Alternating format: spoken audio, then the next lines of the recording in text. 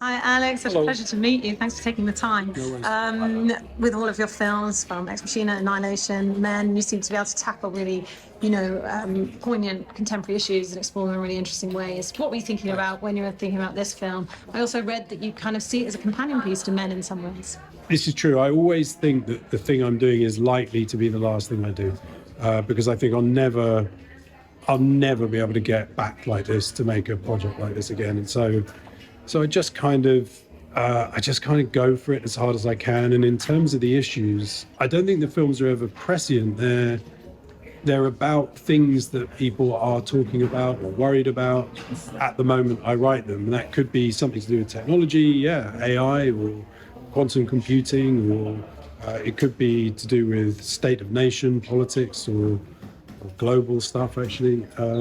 I think I just try to make films about what is really interesting me or worrying me or provoking me at that moment. And then I don't question it too much.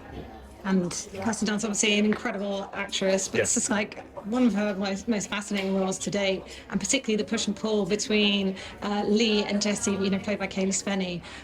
Why were these two the right actresses, and how did you kind of bring out that dynamic, which is obviously crucial to the story? You know what? I don't bring out anything. I don't. Directors always get credited with that stuff. It's got nothing to do with me. I'd worked with Kaylee before, so I knew her quite well. And so I'd worked with her. I'd worked with another guy, Stephen McKinley Henderson.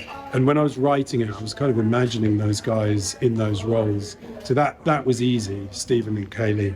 And they also really get on, those two. It's almost like a double act. They're amazing. And with Kirsten and with Wagner, but you asked about Kirsten. I know her work. I've known it for years and years and years. She's one of those rare child actors who makes a transition into adult acting, and she's very good. And acting in some ways is unmysterious in as much as that we all broadly agree what a good performance is. The example I always think of, I quote sometimes, is Philip Seymour Hoffman. I don't think I've ever heard anybody say that guy can't act, We just agree, he can. And Kirsten's like that. She's just a flat out good actor. And there were other reasons I thought she'd be good for the role, but in the end, it's that. And obviously making an anti-war film focusing, on this kind of idea of a dystopian world, we could have taken us to the front line, but instead we're kind of on the periphery. Until we are on the front line. Until we're on the front line, and we get this mixture of kind of beauty but horror at the same time. I think I heard you mentioning it a bit like Apocalypse Now. What do you think the impact of that is, of making that kind of juxtaposition? I guess some of that is just narrative. It's like they are getting closer and closer to the front line until they reach it. It's just a form of propulsion. But also, as a movie, its structure is probably a road movie. That's what you'd call it. And what road movies typically are is a sequence of set pieces which are threaded together by an underlying story.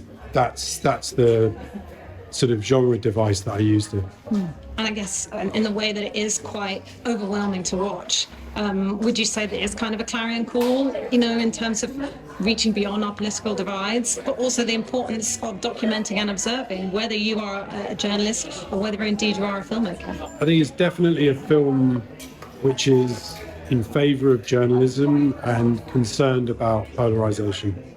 It's just what this film was. I wouldn't want to sound like I'm being judgmental about films that are not anti-war films. One of the best things about cinema is that it really accommodates so much. There's so many different kinds of stories you can have and so many different approaches. But for this film, at this moment, with this subject matter, it really had to be anti-war. Otherwise, in a sense, you'd be saying, hey, Civil War, that's a good idea, which it isn't.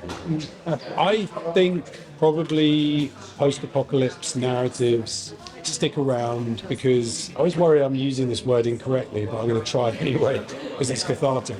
You get to live through something or think about something in a completely safe way, and so that tends to be their appeal. I think this has got a slightly different edge to it, which is that there are elements of it that maybe don't feel too distant.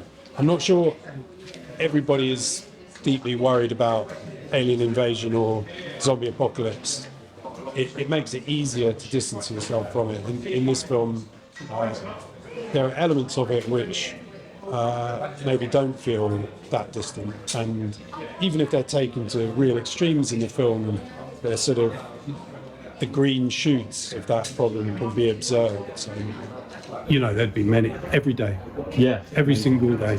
I had a lot of crew from all sorts of different spaces and places and backgrounds working really, really hard to make this work and make it happen, and really some extraordinary work, and a lot of people regularly going above and beyond. So every day. No, because they removed that pressure, actually. To be honest, I didn't know it was the most expensive while we were making it. Right.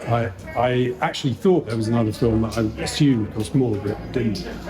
They just never stressed me about that. I don't think I've ever heard them say that, even. I know it got reported that way, but certainly during the making of it, they were just like, no, go on, just make it. That was it. Yeah, very supportive, very relaxed, actually. That's their vibe. They're sort of psychopaths in some ways because of what they do, but they're also quite easygoing. So it's a funny mixture Brilliant. between the two.